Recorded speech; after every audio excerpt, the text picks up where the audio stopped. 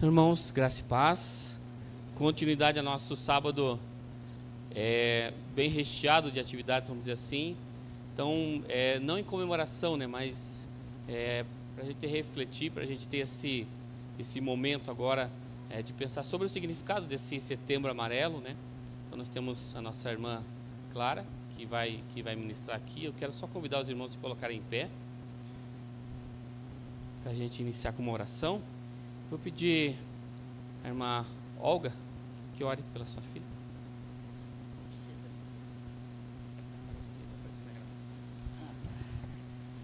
Senhor nosso Deus, nosso bondoso Pai que estás nos céus, gratos nós somos, Senhor, por tudo que Tu tens feito por nós, pelo Teu grande amor, por Tua infinita bondade e misericórdia.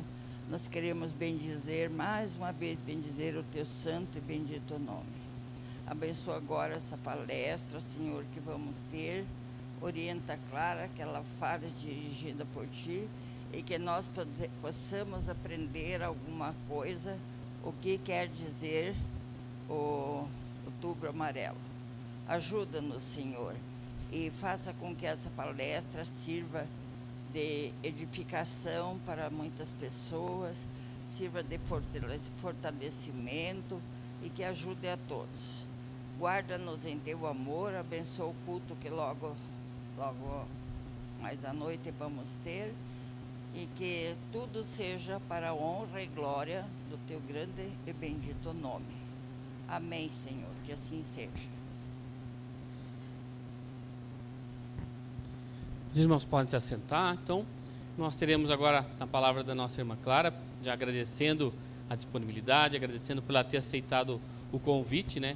E que a gente poder estudar, poder refletir um pouco mais de uma forma mais profissional, de uma forma que realmente a gente possa trazer informações, que possa mostrar para nós coisas importantes a respeito desse tema que às vezes a gente acaba negligenciando, né? Como eu comentei semana passada, a gente acha que era tão longe da gente, mas no passado a gente teve uma situação muito perto e a gente sabe o quanto foi dolorido, quanto foi triste a situação de perda que nós tivemos, né? Então, acho importante a gente ter esse papel assim, de esclarecimento, esse papel de trazer informações para que a gente possa estar atento, né, a qualquer sinal. Vou passar a palavra a ela, que Deus abençoe e que Deus use você, irmã.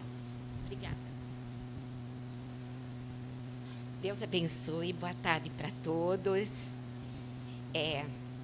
Confesso que eu gostaria de falar sobre outro tema. Confesso que gostaria de falar sobre a terceira idade, a melhor idade, sobre a adolescência, mas eu entendo também que esse é um tema super importante para nós como igreja, né?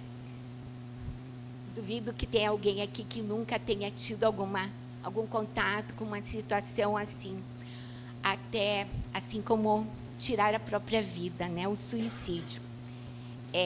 Recentemente, uma amiga muito envolvida com as coisas de Deus me contou que um casal amigo super cristão, a mãe é psicóloga e a filha cometeu suicídio com 14 anos. Assim, não tinha indícios, sinais, aparentemente, e uma perda. E todos nós já vimos alguma situação ou conhecemos alguém que já passou por isso. Nosso Deus, nosso Jesus, Ele é o pão da vida, né? Exatamente o contrário. E nós, como cristãos, às vezes entramos num lugar assim de julgar como que tirou a própria vida, né? Quem Deus dá, Deus tira, e daí a gente sai deste lugar de humanidade e entra num lugar de juízo. E, na verdade, a pessoa que tira a própria vida, independente da faixa etária, é uma pessoa que está em sofrimento. Sofrimento psicológico, sofrimento psíquico, emocional, às vezes familiar, às vezes físico. Então, eu meio que exagerei, sabe? Não sei se vai dar tempo de falar tudo, mas a gente vai passar um pouco por isso. O pastor disse assim: tem um aplicativo, né, que dá para projetar. Eu disse, pastor, eu sou das antigas. Eu é no papel e no lápis. A minha proposta é falar um pouco da prevenção ao suicídio. Esses dados da OMS, da Organização Mundial de Saúde, eu pesquisei no Brasil, mas não é muito diferente do cenário mundial. Entre 2010 e 2019, mais de 43% de aumento nos casos do período anterior a 2010. Entre os adolescentes, houve um aumento de casos de 81%. Esses casos são casos que realmente levaram à morte, não foram apenas tentativas. É estranho a gente dizer, né, tentativas fracassadas ou com êxito, porque parece que êxito é uma coisa boa, né? Mas foram casos de morte mesmo, adolescentes. No final, eu pedi para a Dani colocar uma música sobre adolescentes. Às vezes, a gente vê que, comumente, aborrecentes. Gente, não podemos usar esse termo. Não podemos. Como Igreja de Cristo, esse termo não cabe, não combina.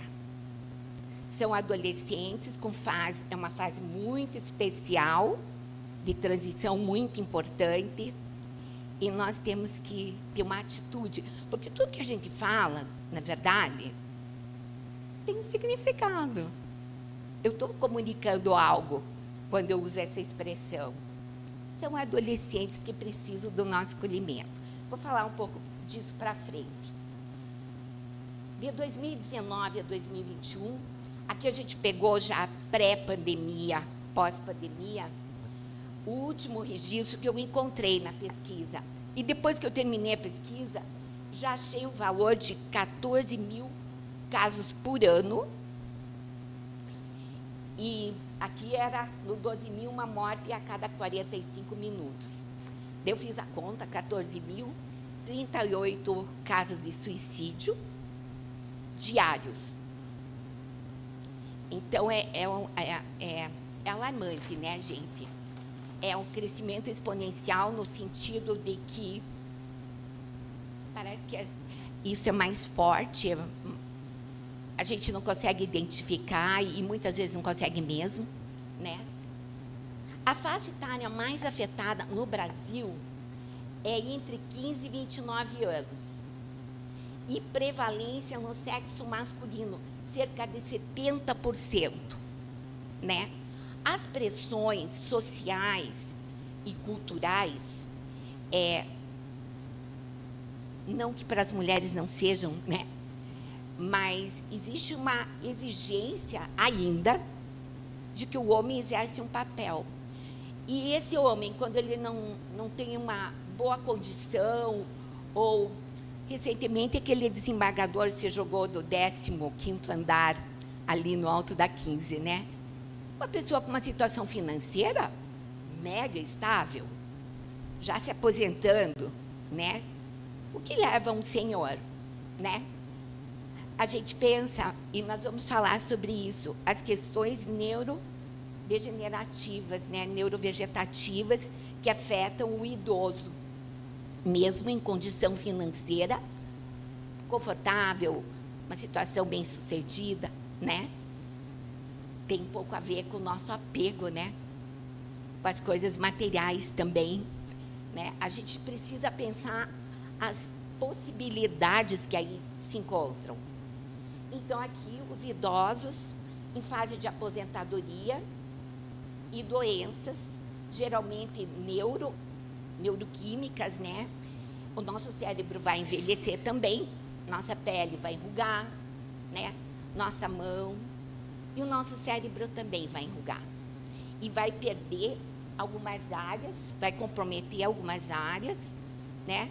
Essa sinapse da criança, que está a mil, as sinapses, o sistema nervoso central, periférico, tudo que a criança está desenvolvendo e fechando na primeira janela aos 7 anos, a gente vai perdendo à medida que vai ficando idoso.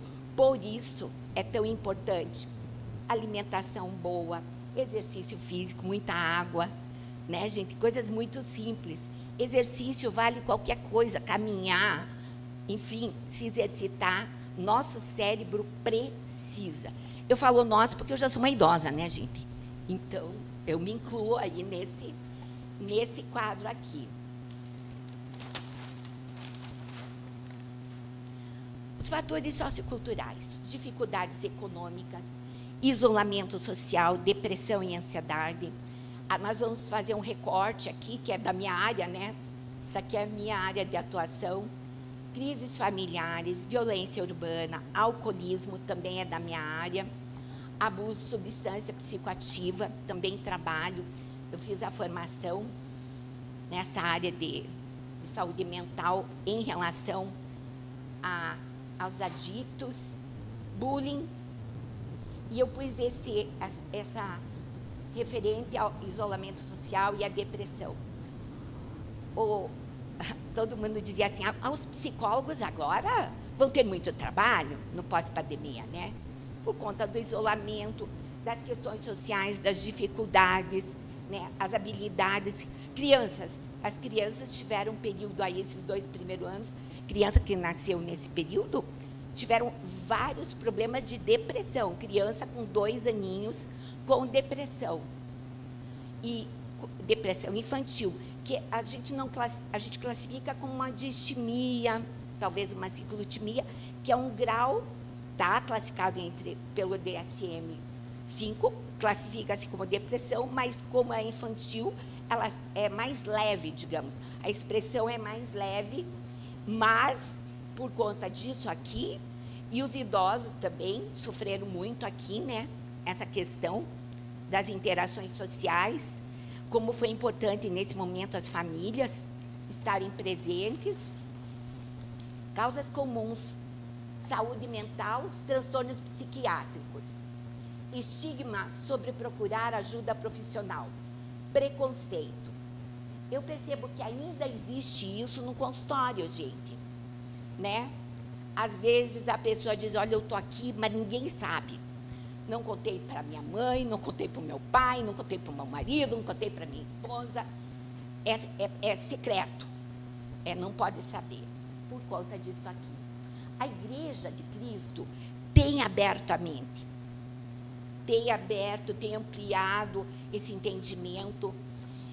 Muitas vezes eu ouvi assim, participei de conferências de mulheres, então, assim, numa noite vinha uma palestrante e dizia, não crente não pode ter depressão, porque é pecado, está com problema, né? Aí, na outra palestra, vinha uma médica dizer, depressão precisa ser tratado. Os crentes, os cristãos, estão sujeitos às mesmas tribulações. Dentro da igreja não é diferente, só que a gente tem uma esperança diferente, uma saída diferente. Mas, às vezes, precisamos buscar profissionais da saúde mental, inclusive psiquiatras, né, gente? Nós vamos falar também sobre isso. Acesso a substâncias psicoativas como álcool, maconha, sintéticos, as balas, os doces, opioides, né, os chás, né, hipnóticos, e os problemas de saúde física que podem ser, gente, fibromialgia pode levar à depressão. Entende? A gente pensa assim, fibromialgia, o senhor tem dores e tal. Gente, pode levar à depressão. Às vezes uma cirurgia, um pós-operatório complicado, pode levar à depressão.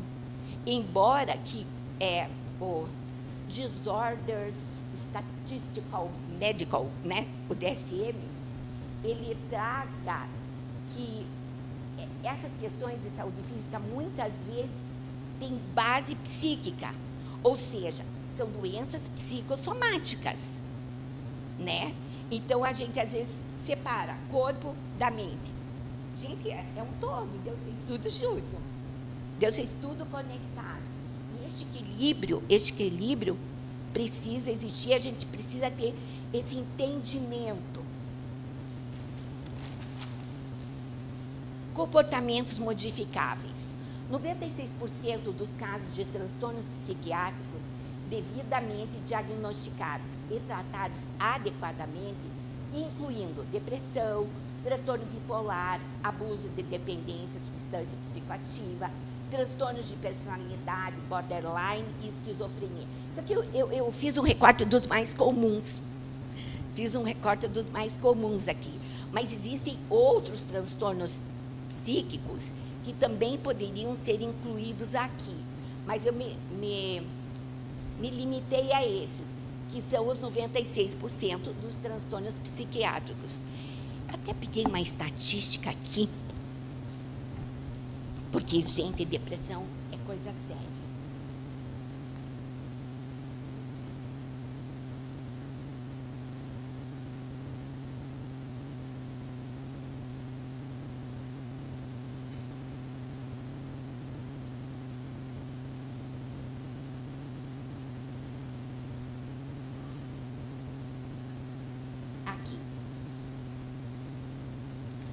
A frequência dos transtornos de saúde mental no suicídio.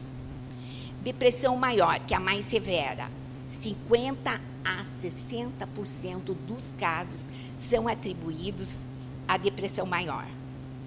Que ela vai, a depressão é um quadro psiquiátrico que vai tendo uma complexidade. Quando não diagnosticado, o quadro vai se complicando. E os sintomas vão cada vez ficando mais acentuados, mais exacerbados, e o que acontece? Ah, não, só está um pouco triste. Ah, não, está irritado. Mulher, TPM, enfim, né? E por aí vai. E a coisa, às vezes, vai tomando uma proporção que não se dá conta do que vai se transformando. Transtornos por uso de substâncias, 25% dos casos de suicídio. Psicoses, que daí a psicose, a gente classifica a estrutura da personalidade em 3 níveis: neurose, psicose e perversão. Perversão não tem a ver com a parte sexual, tem a ver com crueldade, né? Esses serial killers, a gente poderia dizer que são classificados na estrutura de personalidade perversa. Daí combina, né? Daí faz sentido, né? Porque às vezes a gente pensa perversão, pervertido, não. Pode também ter essa característica, mas as psicoses, elas têm um quadro de delírio, de alucinação, momentos que a pessoa tem alterações neurológicas, neuroquímicas, e quando não tratado, isso vai se acentuando. E, por último, o distúrbio bipolar, 10%, gente, que é o comportamento que a pessoa oscila entre o depressivo e o hipomaníaco. Antigamente, quando eu me formei, a gente chamava de psicose maníaco-depressiva. Nossa, a pessoa tem psicose maníaco-depressiva, era feio, né? Agora, transtorno bipolar parece uma coisa assim tão ok. Mas, na verdade, a sintomatologia, os traços são os mesmos. Só que hoje o DSM classificou em leve, moderado, grave e severo. Mas todo transtorno mental, ele escala. O que é importante a gente entender? Diagnóstico precoce, tratamento precoce, remissão precoce. Diagnóstico tardio, tratamento tardio, remissão tardia, e às vezes não dá tempo. Caímos na pessoa não suportar. Há uns anos atrás, a gente ouvia muito dizer assim, a pessoa teve coragem de tirar a própria vida. Eu penso de um outro jeito, e a gente conversa às vezes nas rodas com os colegas, né? A gente tem que ter coragem para viver, gente. Coragem para viver, para enfrentar todo dia, matar um leão, 2, quantos for necessário, esse enfrentamento. Nós que conhecemos a Deus, né? É difícil. Às vezes a gente pensa assim, nossa, como é que a pessoa vai fazer? Se com Deus é difícil, como é que faz sem Deus? Às vezes cai nisso. Não consegue mais viver. não dá conta de viver, não suporta mais viver. Os comportamentos não modificáveis, que não... Eu falei dos modificáveis? Não, eu vou falar ainda. Mas eu li aqui, ali. Por que são modificáveis? Porque tem tratamento. Né? Os modificáveis, os transtornos, têm tratamento. O que a gente precisa é ficar atento aos comportamentos, até nossos, gente. A gente está falando do outro, mas eu posso estar com alguns sinais de que alguma coisa não está bem. Sabe aquela coisa bem honesta? Tem algo errado comigo. Porque essa pessoa não sou eu. Então, essa honestidade, esse olhar para si é muito importante. Não é só olhar para o outro, mas antes se perceber, né? Em terapia é mais fácil. Eu confesso que quando a gente faz terapia é muito mais fácil. Mas quando a gente não faz, o marido é um sinalizador. Amor, você está estranha. A esposa é outro que a esposa observa, né? Às vezes a pessoa está mal-humorada, será que é isso mesmo? Vamos conversar. Gente, como é importante conversar. Tem que conversar. Conversar. Comunicar, né? Às vezes não é só o conversar, é o comunicar. Como você está bem, aquela coisa empática, carinhosa, legítima, uma preocupação, uma atenção legítima. São coisas assim, então, parecem óbvias, né? Então, as não modificáveis, que não dá para mudar. Histórico familiar pregresso. A gente não pode mudar o passado. O passado faz parte da nossa história. Eu não consigo mudar o passado, mas eu posso aprender a lidar com esses traumas, com essas dores. Eu posso aprender, entender, ter uma compreensão do que aconteceu comigo, né? E aqui, às vezes, a gente trabalha muito em terapia o perdão. Inclusive, outras linhas de abordagem, até linhas mais voltadas para a parte mística, se trabalha o perdão. O perdão ajuda a trabalhar aqui. Mas, via de regra, não são modificáveis.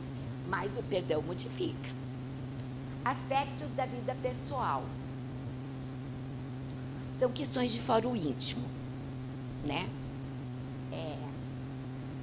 A forma como eu reajo às atitudes, aos eventos da vida. Isso tem a ver com características de personalidade. Personalidade não muda. O que a gente muda é temperamento. Porque o temperamento é o tempero. Então, tem gente que é mais sanguíneo, tempero mais, né? Expansivo. Tem pessoa que é mais ardida, né? O ardido seria o melancólico ou fleumático? Ou talvez o colérico, né? Então, o temperamento a gente consegue mudar. A personalidade, não. A gente consegue moldar desde que a pessoa se autorize a este movimento. Mas não conseguimos mudar totalmente a nossa personalidade, porque ela é construída através das nossas vivências genéticas e epigenéticas, que é aquilo que herdamos do meio familiar. A igreja influencia epigeneticamente falando na nossa personalidade. Tentativas de suicídio anteriores, não consigo mudar o que já aconteceu, e isso traz um aumento de 5 a 6 vezes mais as chances de novas tentativas. Por isso que quando acontece uma tentativa, a gente já tem que buscar ajuda. Ajuda profissional, pontual, para que essa repetição de comportamento não aconteça. Os transtornos psiquiátricos, de novo, conflitos quando não tratados, conflitos sobre identidade sexual. Isso é uma das causas, dos fatores que interferem, né? Essa questão aqui. E vamos deparar com isso. Não tem como. Essa questão é bem séria. Doenças clínicas incapacitantes. Nesse caso, são câncer, por exemplo, gente, lúpus, né? São doenças que vão a médio, longo prazo, vão se tornando incapacitantes, porque a pessoa fica fisiologicamente mais vulnerável, mais fragilizada, mais, às vezes, limitada para algumas atividades, né? O corpo se ressente. Então, a gente tem que ficar atento. Essas doenças, a gente precisa ficar atento, porque a pessoa, quando enfrenta essas dificuldades aqui, ela pode deprimir. E é uma depressão que pode se complicar, e a gente precisa tratar isso, né? Lembra, diagnóstico precoce, tratamento precoce. As chances de sucesso, de superar, né? De uma superação. Embora a pessoa precisa usar de um olhar atento para isso, e o entorno ter essa compreensão, né? Perdas de entes queridos. Muitas pessoas desenvolvem aqui. Dá para eu mudar? Não queria ter perdido um ente querido. Não consigo mudar, mas eu tenho que trabalhar isso aqui. E a perda de emprego, falência, daí a gente bate nas questões econômicas. Naquele caso que eu citei do desembargador. Estava em falência, talvez moral, né? Talvez moral, ou talvez endividado, ou talvez seguro de vida permitisse. A gente não sabe, não se sabe, não foi apurado.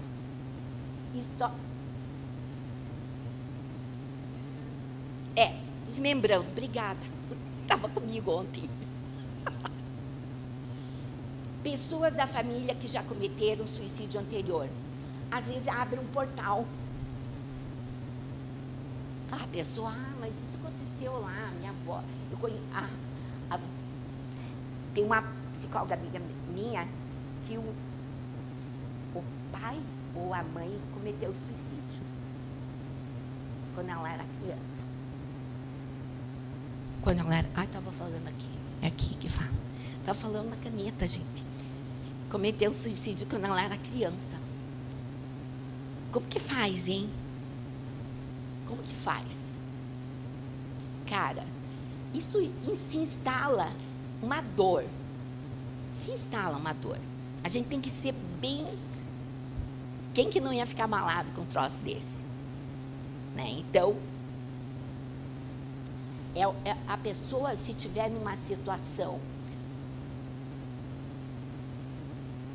de extrema dor e sofrimento, pode repetir. A gente fala nas maldições, né? Existem maldições.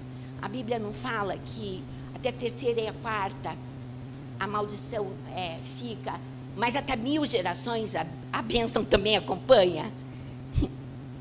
Existe essa coisa geracional na questão da maldição. O suicídio é uma maldição. Violência e agressão dentro da família. Eu já atendi muitos pacientes com essa situação aqui. Muitos. Eventos adversos na infância e adolescência. Maus tratos, abuso físico, sexual. Questões de estupro, gente, são mais comuns do que a gente imagina. Sempre ou foi molestado e molestada, né, pelo próprio irmão, né? Não é só a situação de pedofilia, é situação de uma criança mais velha, um primo, um vizinho. Então, isso aqui é um fator para desencadear uma depressão daquela maior. Muitas vezes a pessoa, por vergonha, não conta para ninguém. Há uns anos atrás, uma paciente minha, assim, Clara, a gente já estava em atendimento pelo menos uns 3 anos. Clara, eu nunca te contei uma coisa, eu tenho que te contar. Eu fui molestada pelo diácono da minha igreja, quando eu tinha 11 anos. Meus pais chamavam para almoço e ele me pegava, me levava. Aí, o que a gente diz para o paciente? Você quer falar sobre isso? Desmonta. Desmonta. Não consegue falar. Porque a pessoa nunca falou para ninguém. E eu perguntei, mas você não falou para ninguém, mas ninguém ia acreditar em mim. Ninguém ia acreditar, era uma pessoa super. Ninguém ia acreditar em mim. Aí o que eu disse para ela, mas eu acredito em você. Eu acredito e Deus sabe que é verdade. Me dá um troço, gente. Eu sou do tipo da psicóloga que chora junto com o paciente, né? Tá tudo fora, né? Fazer o quê? Quando eu estava para me formar, o meu psicólogo na época, eu disse, como é que a gente faz para não chorar? Ele disse, não faz, chora. Mas a gente aprende que a gente tem que ficar com cara de paisagem, tá? O paciente está contando um negócio lá. Assim.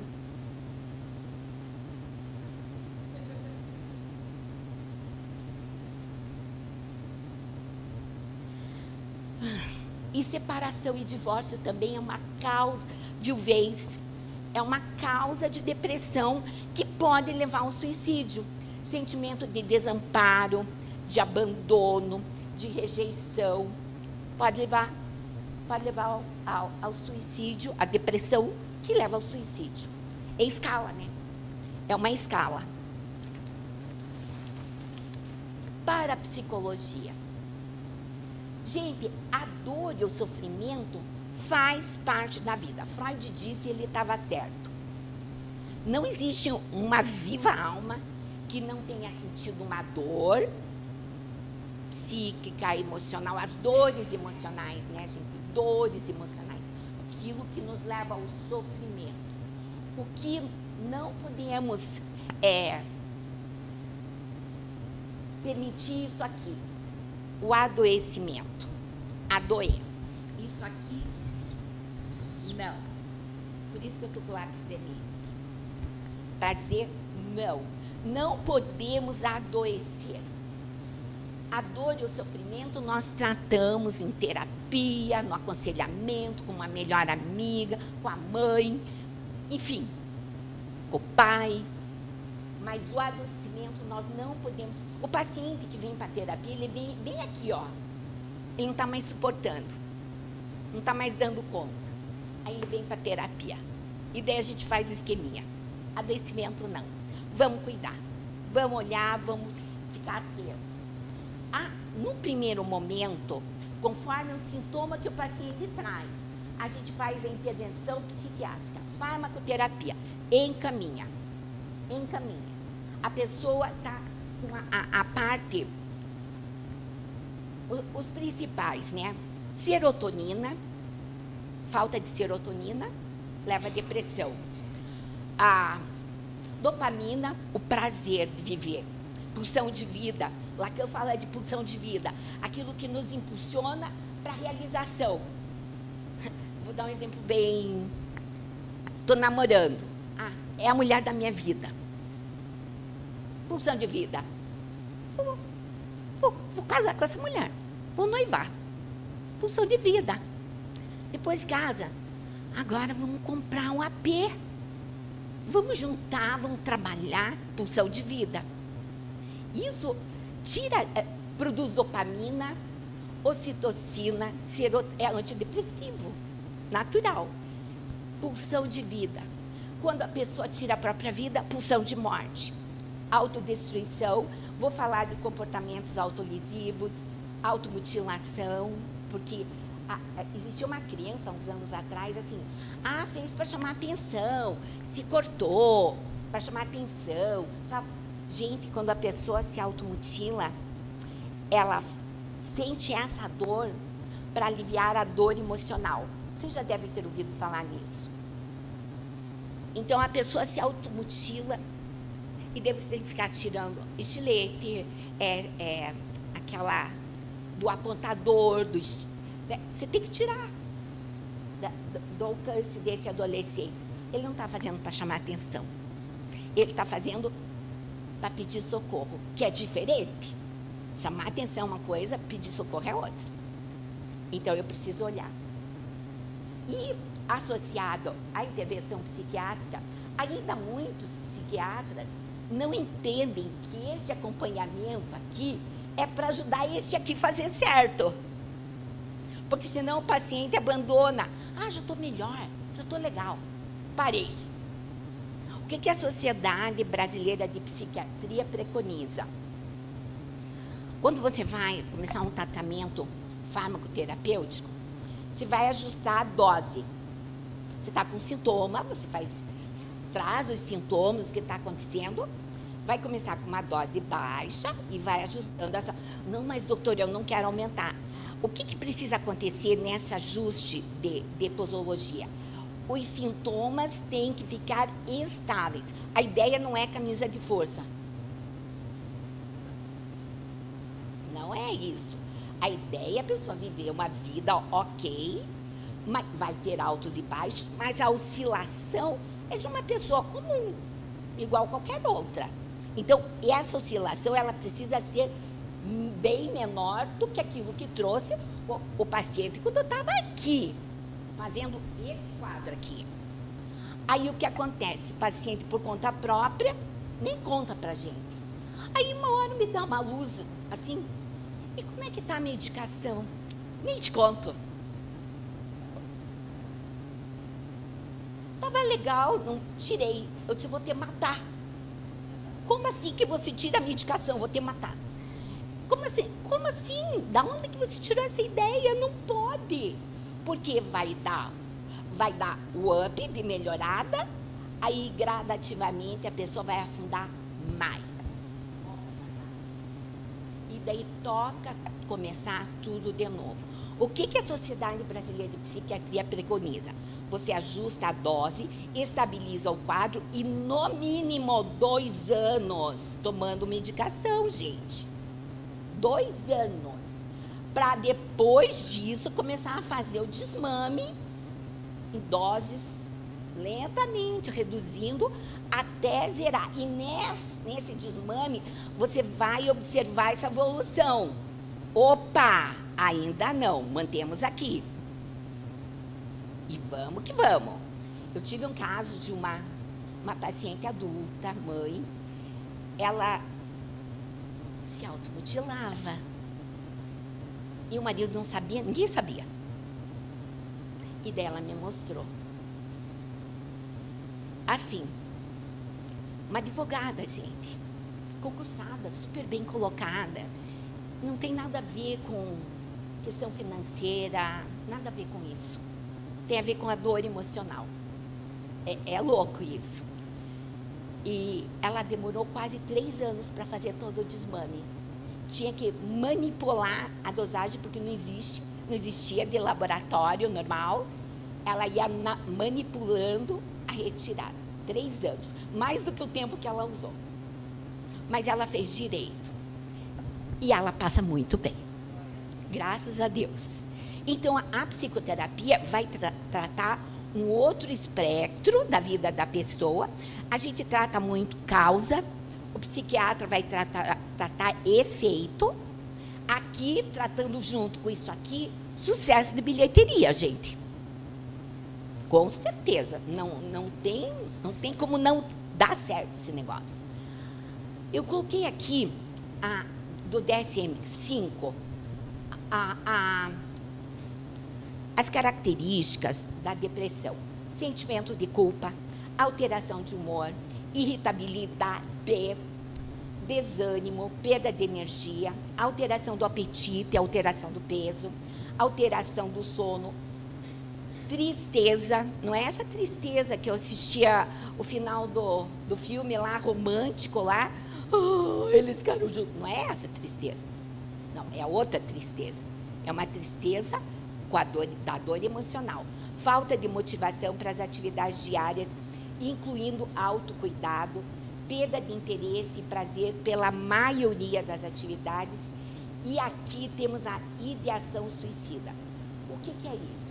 A ideação suicida é assim. Não necessariamente nesse modelo. Vou atravessar a rua, uma avenidona de mão dupla, sem olhar. Isso é uma ideação suicida. mas tem aquela de pensamentos recorrentes. E não é o pensamento recorrente, ai, como ficaria a minha família se eu morresse? Não é essa, isso não é ideação. Isso é um pensamento perverso. Ai, queria ver como que ia ser se eu morresse. Não. A ideação suicida é realmente pensamentos de morte, é pensamentos de como que eu posso fazer. Em fevereiro de 2021, um adolescente filmou no TikTok ele se matando. Ficou por 1 hora e pouco, até o pessoal do TikTok tirar, ele se matou. E postou no TikTok, ao vivo, em tempo real. Então, existe a ideação executada, mas a perversão junto. Depressão e transtorno depressivo recorrente. A duração mínima é de 2 semanas e não deve ultrapassar a 2 anos. Humor deprimido, anedonia, falta de vontade, de prazer para viver a vida. Fatigabilidade, cansaço, como se tivesse peso no corpo. A pessoa começa a ficar prostrada, diminuição de concentração e baixa autoestima, tem muito a ver com a depressão, ideias de culpa, inutilidade, distúrbios de sono e apetite.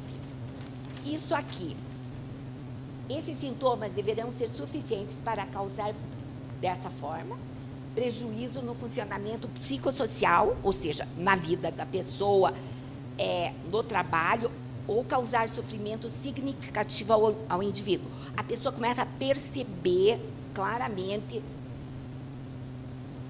Gente, a gente precisa ter... Eu falo dos 5 eixos. Quais são os 5 eixos? Isso a neurociência está falando, tá? Alimentação saudável, completa, com todos os nutrientes, proteínas. Tem que haver uma alimentação saudável, o mínimo de industrializado possível. Energético? Não. Tem alguém que toma energético aqui? O que o energético faz? Derrete o cérebro. Energético derrete o cérebro.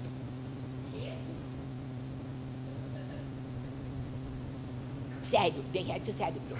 Inclusive, já tem estudos associando energético mais álcool igual a doenças neuroquímicas.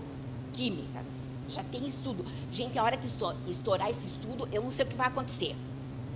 Mas vai ficar feia a coisa. Então, prejuízo... Tá. Isso tudo, aliado ao humor deprimido, deverão estar presentes os seguintes sintomas. Pelo menos 4. Desânimo acentuado ou anedonia, falta de prazer, falta de vontade para as coisas, redução ou ganho de peso em 1 mês, aquela coisa abrupta, alteração do sono, hipersonia ou insônia, ou é muito ou é pouco. Sempre esse aumentou o peso, perdeu o peso, sabe? Está dormindo demais, está dormindo de menos. Então, 4 desses sintomas associados àquilo lá é grave. Pessimismo associado a sentimentos de culpa, inutilidade, baixa autoestima, agitação psicomotora ou letargia, como eu disse, aquele slow motion assim, a pessoa não consegue, é mais forte, parece que é mais forte que ela, prejuízo na concentração, com dificuldade de pensar, de analisar, aquela coerência mental. E a ideação suicida, pensamentos constantes de morte. E a pessoa começa a ficar fissurada, tudo que a ver com morte, sabe? Um tempo atrás, sei lá, 2 anos, uma paciente trouxe que a nora estava grávida e que ela estava muito deprimida. E daí ela foi me mostrar no celular a foto. A gestante estava com uma camiseta, com uma caveira, a caveira com aquele... a forca lá, não é a forca, a foice, a foice na barriga, aquela barrigona. Ela estava depressiva, será? Ninguém viu isso, cara. Eu fico assim, como assim? Ainda a gente está com dúvida. Meu Deus, tem que levar essa menina para o psicólogo e talvez até para o psiquiatra. Gestante é meio complicado. Mas, gente, sério, a forma como que ela se vestia denunciava o estado dela. E daí, eu meio que falei, né? Fatores que afetam a pessoa idosa. Agora vamos falar do idoso um pouquinho. Doenças crônicas, transtornos neurológicos severos, sentimento de desesperança, falta de sentido de vida, que leva à ideação suicida. Mas, se nós cuidarmos dos nossos velhinhos, não. Isolamento involuntário. Às vezes, a pessoa fica mais debilitada, com mais dificuldade de locomoção. Alguns ficam mesmo. E daí vai ficando mais isolado. É o caso da minha sogra. Aconteceu isso com a minha sogra. E ela desenvolveu Alzheimer. Ela não tinha mais contato. Assim, a igreja faz toda a diferença, gente. Faz toda a diferença. Sabe? E esse acolhimento faz toda... Gente, é profilaxia. Né? Para que o idoso não faça isso aqui. Falecimento de amigos. Sim, eu lembro da Oma, a minha avó, a mãe da minha mãe. A amiga dela faleceu. Na outra semana, a outra amiga faleceu. Todas as amigas dela faleceram. Difícil, né, gente? Difícil. Sorte que ela ia na igreja, que tinha um monte de amigo vivo. Mas os amigos da época dela, tudo falecendo. Brabo, né, gente? Eu fico pensando isso. Quando começa a falecer as pessoas que são dos nossos relacionamentos. É difícil, sério. O idoso tem essa questão da perda dos papéis sociais, né? Antes você era um profissional, você tinha a sua posição no seu trabalho, enfim, nas suas atividades, papéis sociais. Agora, a igreja dá papel social para cada um. É muito legal isso. Ainda mais porque a igreja precisa de gente que trabalhe, né? Então, nós exercemos papéis sociais dentro da igreja. Então, a igreja é muito profilático. E sentimentos de inadequação, como se eu tivesse não muito encaixado. O adolescente tem isso muito presente. Falta de autonomia. Gente, não tire a autonomia do seu idoso. Ele tem que decidir o que ele quer, o que ele não quer. E ele precisa ser respeitado. A gente tem que parar de dizer, você tem que... Gente, eu tenho um pouco de ranço dessa coisa. Você tem que... Eu tenho um pouco de ranço. Eu sei que eu tenho um monte de coisa. Mas alguém vir me dizer, eu já sou idosa. Você tem que... Eu não tenho coisa nenhuma. Me deixa. Me erra. Né? Me deixa no meu canto. Então, não tenho nada. Eu tenho com Deus. O meu negócio com Deus é outro papo. Mas os outros virem dizer o que você tem, que é meio ruim, hein? É ruim. Sentimento, maus tratos e desrespeito. Muitos idosos vivenciam isso real. Sentimentos de ser um estorvo. Eu vou incomodar. Eu não vou porque eu vou incomodar. Não quero dar trabalho. Falta de perspectiva para o futuro. Os netos, bisnetos e família constroem isso aqui. Eu lembro da dona Olga, quando ela teve aqueles 2 cânceres em menos de um ano. Cara, quem é que aguenta? Sério. Aí eu dizia, mãe, você quer ver teus bisnetos? Você quer ver eles casarem? Então, dá uma olhada nesse negócio. E bora orar. A igreja orou, a família orou. Tem mais casos aqui na igreja. Que a igreja, quando a igreja se levanta, gente, o inimigo cai. A gente é corpo, é família. Quando aqui a gente fala família, inclui a igreja, claro. É a família de Deus. Desistência das atividades prazerosas. Gostava de ir no chá das amigas, na união feminina. Não, já não vou mais. As pessoas não conversam. deixam de lado. Daí a pessoa vai desistindo. Perda de interesse pela socialização, dar risada, fazer bagunça, brincar, né? Quando tem uma, como é que fala aquilo? Aquelas brincadeiras. Oi? É, lazer, mas aquelas brincadeiras que a gente faz na igreja, como é que é o nome? Gincana. Essa, ó, idoso, esquece palavra. Gincana. Gincana, o idoso tem que participar da gincana. Eu sou muito a favor de bingo. Não há dinheiro, né? Só por diversão. Acho bem legal o bingo. Me divirto, acho muito engraçado. Mas por diversão, não há dinheiro. Verbalizar que já cumpriu seu propósito. Ah, já cumpri minha missão nessa vida. Sinal, alerta. Descuido com a higiene pessoal, alimentação e sono.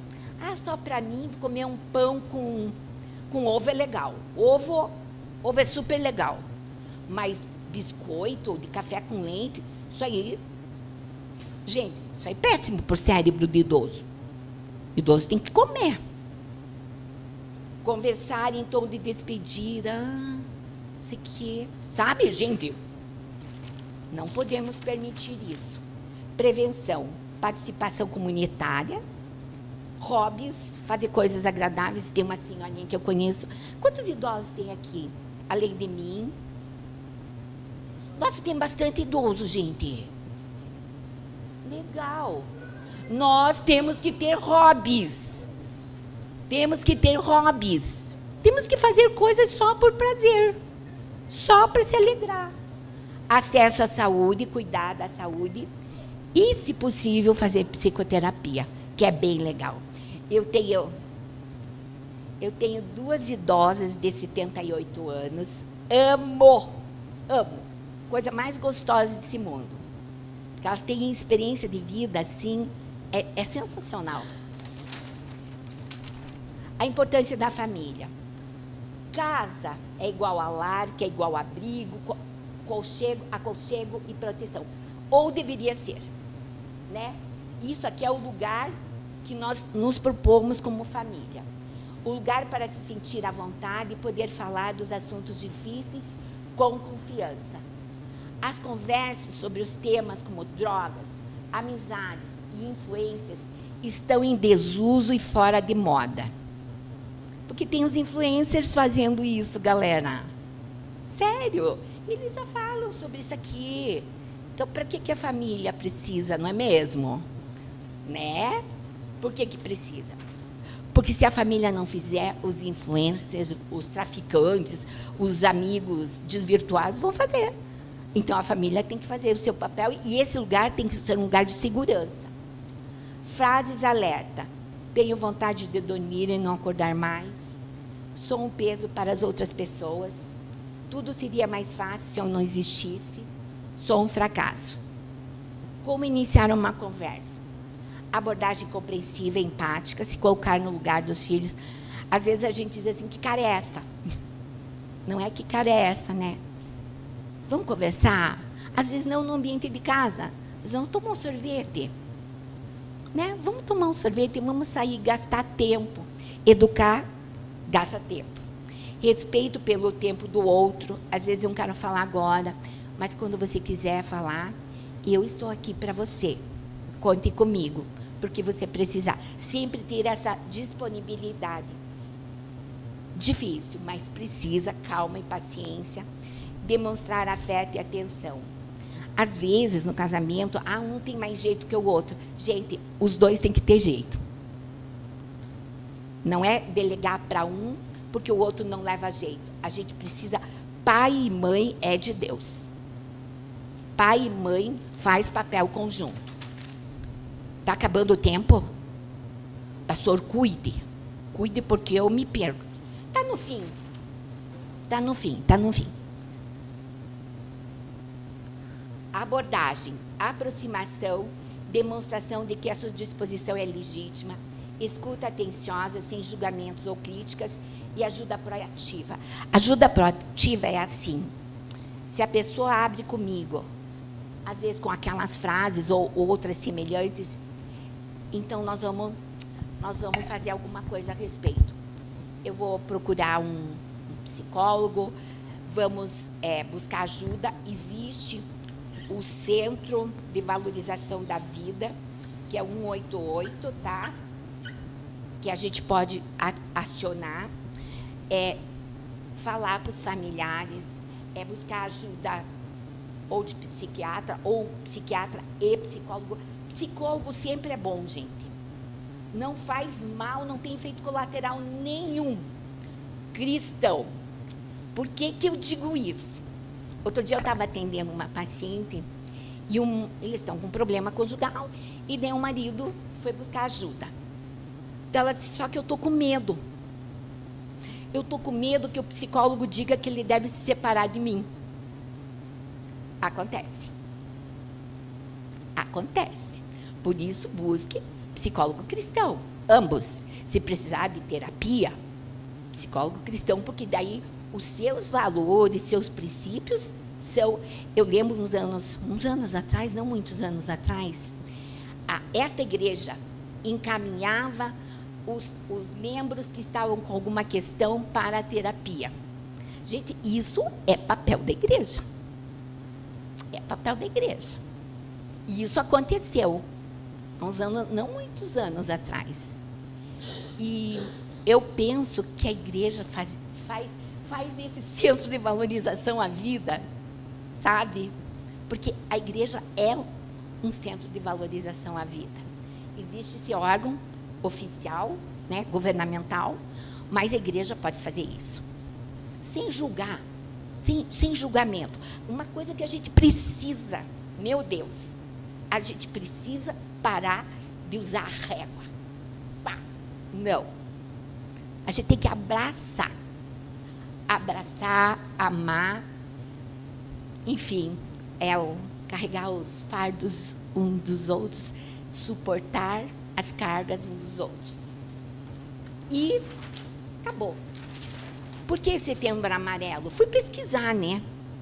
Porque vocês já ouviram, vocês sabiam disso? Sabiam? Em 1994, o jovem americano Mike M. cometeu suicídio aos 17 anos. Era um rapaz talentoso e carinhoso, conhecido por sua habilidade com mecânica. Ele restaurou um Mustang 68 e o pintou de amarelo vibrante. Em seu enterro, ele cometeu suicídio dentro do Mustang. Em seu enterro, os pais e amigos distribuíram post-its amarelos com a mensagem: se você está triste, não faça isso, peça ajuda. Então, quando eu vi, eu disse, e isso se espalhou pelo mundo afora. Pense os pais, filho único, menino habilidoso, mecânica, 17 anos. Gente, eu não consigo imaginar se é doloroso perder um pai, uma mãe, perder um filho. Eu não consigo mensurar o tamanho da dor. É isso. Muito obrigada, gente. Eu pedi para a Dani colocar um negócio, uma musiquinha de um coralzinho de adolescentes, falando das características deles. Achei muito pertinente. Tá bom? E daí encerramos. Obrigada.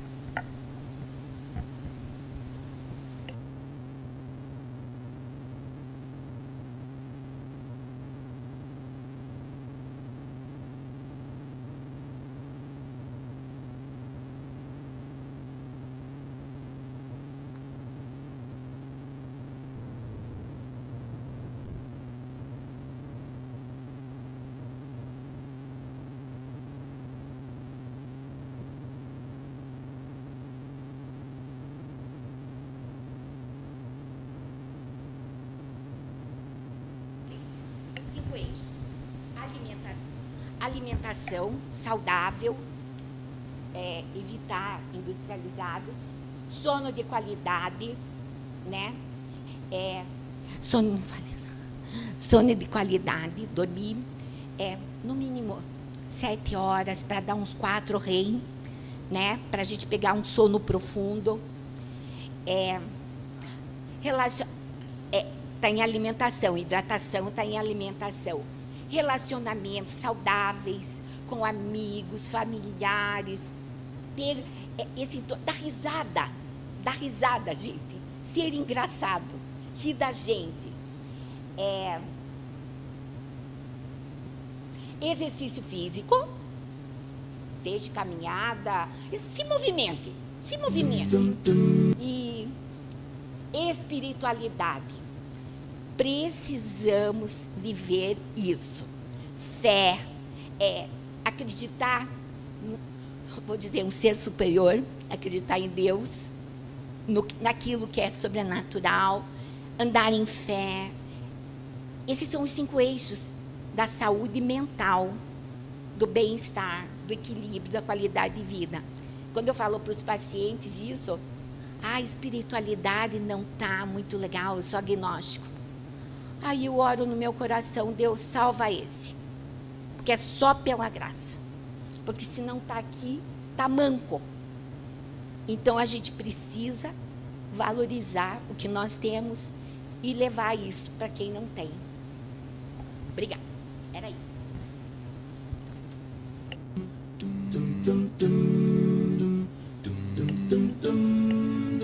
Here's to the ones that we got. Cheers to the wish you were here, but you're not. 'Cause the dreams bring back all the memories of everything we've been through. Close to the ones here today.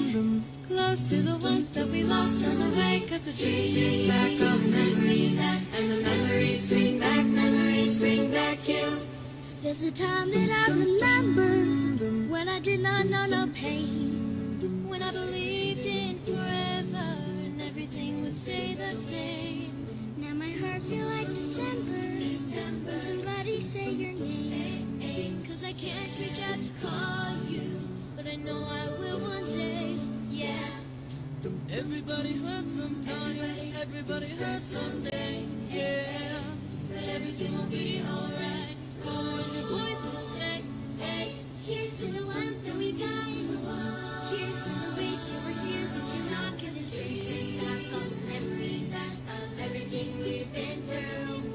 Close to the ones here today. Close to the ones that we lost on the way. 'Cause the dreams bring back those memories. And the memories bring back you.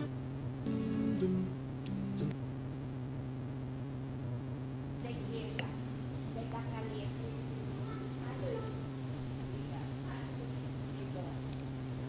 Ótimo, eu ia pedir mesmo para a Dani passar no nosso grupo, que a gente pode compartilhar, né? Apesar de ter sido possível visualizar ali, né?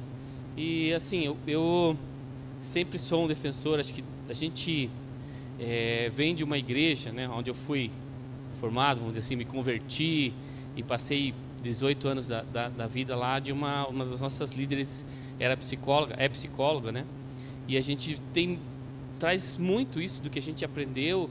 E assim, a gente vem livre desse preconceito que a cristandade tem com relação à psicologia e à psicoterapia. Sabe assim, para mim, no meu modo de ver, desculpe a comparação, irmã, mas é como se fosse você precisasse ir num ortopedista, num cardiologista, num neurologista, num oftalmologista, né? Então você precisa de um especialista. Então, ainda no meio cristão existe muito preconceito, né? E graças a Deus eu vejo que essa igreja não tem, aquela igreja que eu estava também não tinha, mas ainda existe muito preconceito com relação a isso. A terapia, eu fiz um breve tempo de terapia, acho que 1 ano, 2 anos, gostaria até de voltar, mas a gente, por questões de tempo, financeiras, a gente acaba arrumando um monte de desculpas e não volta, mas é um tempo muito bom em que você se reconhece, você consegue, não é o teu papel, mas o terapeuta ele faz você se autoavaliar de muitas coisas que você precisa, que às vezes sozinho você não consegue. Então a gente precisa, como cristão, deixar esse preconceito absurdo de lado e saber que doenças da mente, da emoção, do psique, todo mundo tem um pouco de dificuldade. E a gente precisa de um profissional adequado para isso. Mais uma vez, se você está com uma dor no joelho, você vai procurar um especialista, ortopedista em joelho.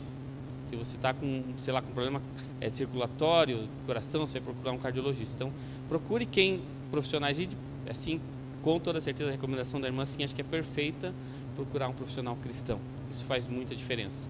Não é que a gente tem preconceito contra outras religiões nem nada, mas os conceitos, os valores, os princípios fazem muita diferença, sabe? Então a gente, eu observo, uma vez eu conversei com uma pessoa, depois não vai ter, acho que problema dizer isso, que a pessoa estava indo para um caminho em que eu tentei aconselhar, falando, esse caminho que você está indo não é legal, né? Como pastor, a gente aconselhar, não, mas o meu terapeuta falou que isso não tem problema nenhum, que se eu me aceitar do jeito que eu sou, eu posso ir por esse caminho, sabe? Então, eu não vou nem entrar em detalhes para não expor nada mais, mas tem coisas que, infelizmente, como é que eu vou...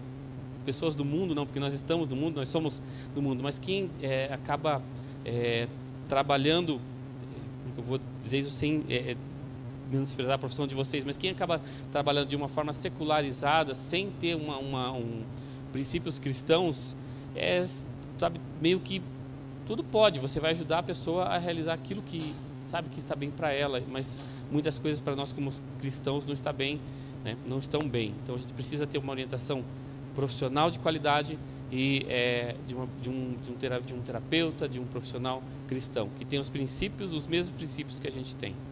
Amém? Quero convidar a irmã aqui à frente, convidar minha esposa, nós vamos entregar só um agradecimento.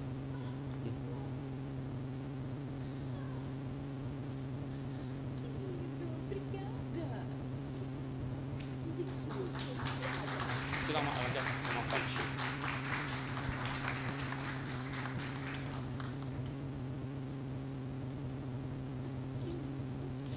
Gratidão, irmã, pela sua contribuição, gratidão pelas palavras, com certeza são muito edificantes, muito boas para nós, a gente precisa tratar disso, como disse, é um tema que é difícil a gente tratar, e acho que até para os profissionais tratarem disso, mas somos muito gratos.